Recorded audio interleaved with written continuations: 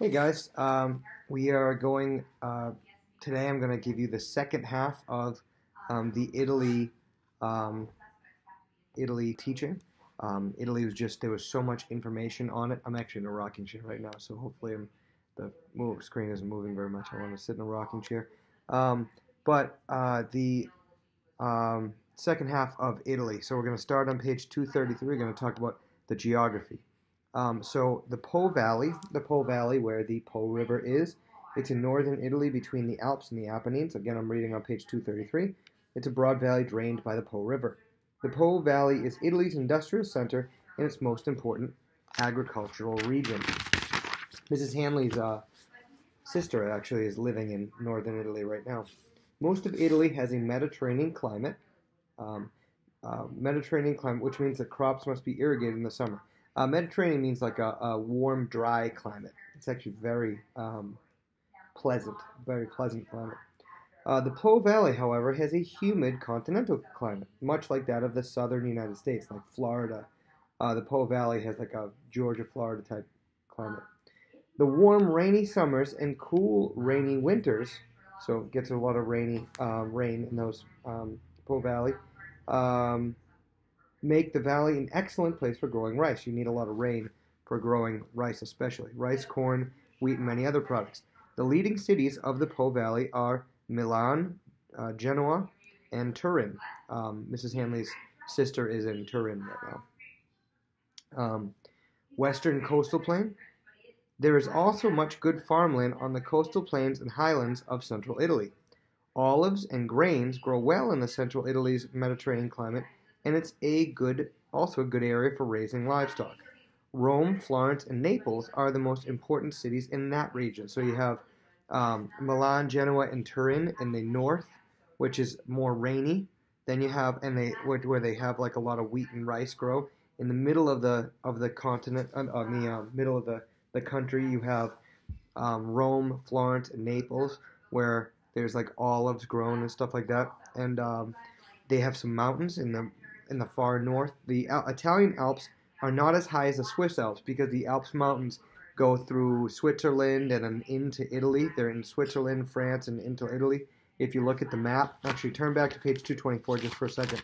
Um, so if you see what we're talking about, the Po River Valley, you can see it in the north of Italy there. You have Turin, Genoa, Milan. Turin's like on the border of France. Well, up there, up near a little bit higher than Milan, you see there's mountains up there. You see the yellow country, Switzerland. You see France up there. You see Austria. You see actually a little country named Liechtenstein. That's Those are all mountains, and so these Italian Alps are high, but they're not as high as the Swiss Alps. When we talk about Switzerland, it's a very mountainous country, or the French Alps, but they're there. Water from the swift streams that flow down from the mountains provides hydroelectric power for the industries in the nearby Po Valley. Hydroelectric power means basically they have like things that turbines that spin when the river runs past these like these big wheels spin, and the spinning mechanical motion gives mechanical energy that they have a generator that converts the mechanical energy to electrical energy, and they're able to power things.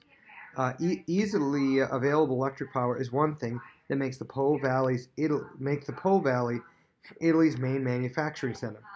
The Alps and the Apennines are both used for grazing and forestry.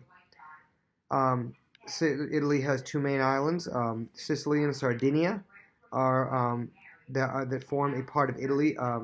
Sicily actually used to not be part of Italy until not like recently, until hundreds and hundreds of years ago. But it originally was kind of like its own civilization, but Italy kind of took it over.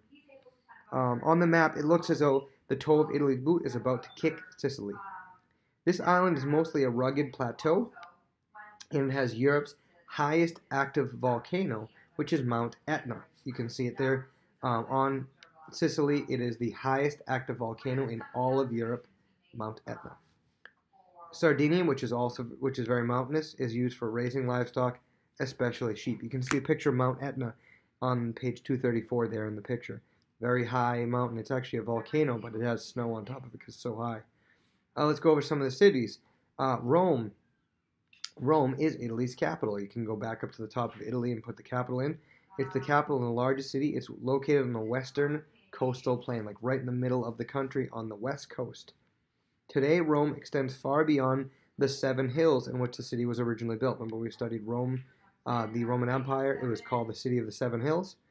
Now it extends way, way, way beyond those 7 hills. Travelers from all over the world visit Rome to see the ruins of its ancient glory, to view the great works of art that were produced during the Italian Renaissance, and to study music and art, for which Italy is still noted. It's noted for its music and art even today.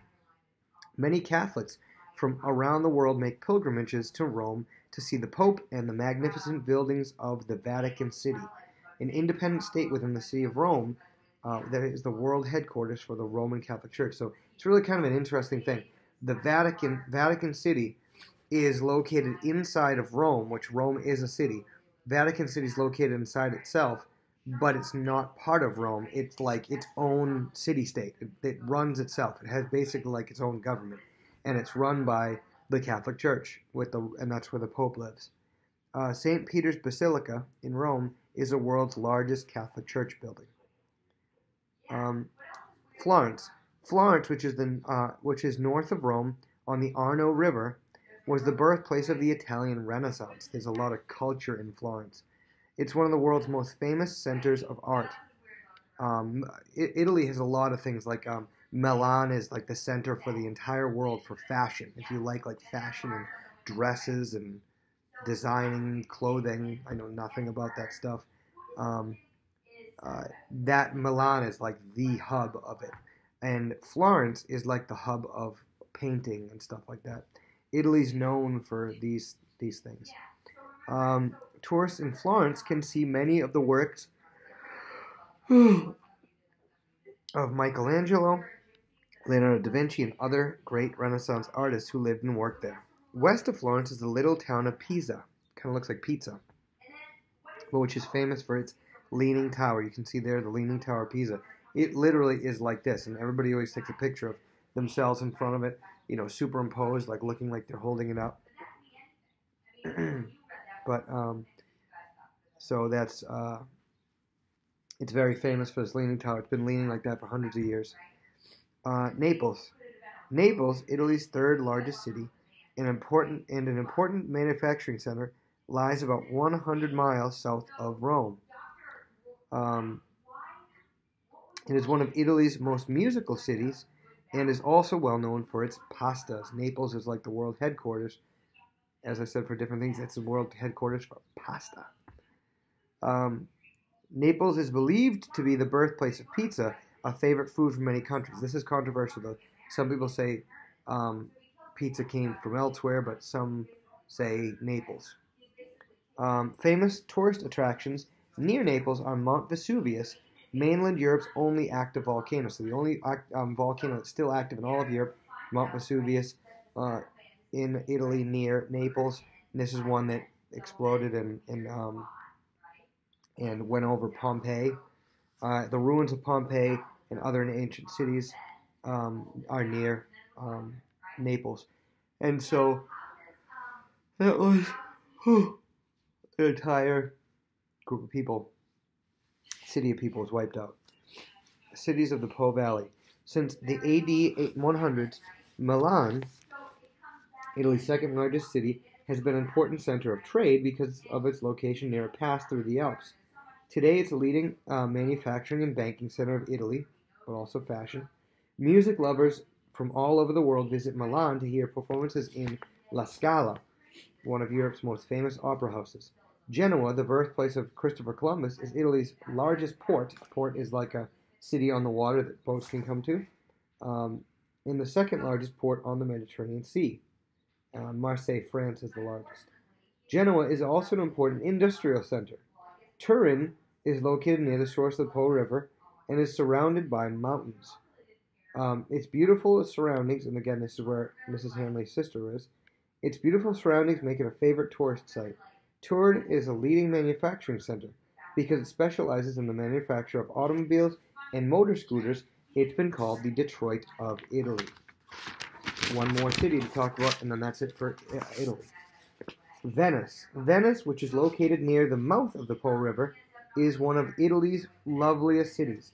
It is built on 118 small little islands in the Adriatic Sea that are connected by 400 bridges and a system of canals. So basically, the city was they had all these little tiny islands in the Adriatic Sea on the edge of the Po River, and they created a city on top of these little tiny islands, and then built houses on these.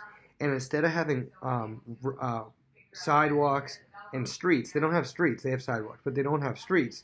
Instead of streets, they have boats, and you just walk on. I mean, you walk down, and you don't take a car. There are no cars in Venice. You just take a boat down the street, and the street is flooded. It's 10, 20 feet deep or whatever, and kind of an amazing thing. And so instead of cars, people use motorboats and gondolas for transportation within the city. I have heard that this is one of I've said in the past it's one of the cities I would most like to visit in the world, just to kind of see it because it's so different. But I have heard people say that it is one of the biggest disappointments for any city that you can look at, because it is just like the water's dirty and it's smelly and stuff like that. I don't know. I've never been, but it's pretty incredible that a city was just built on the water. But that's it for Italy. We will start talking about Greece tomorrow.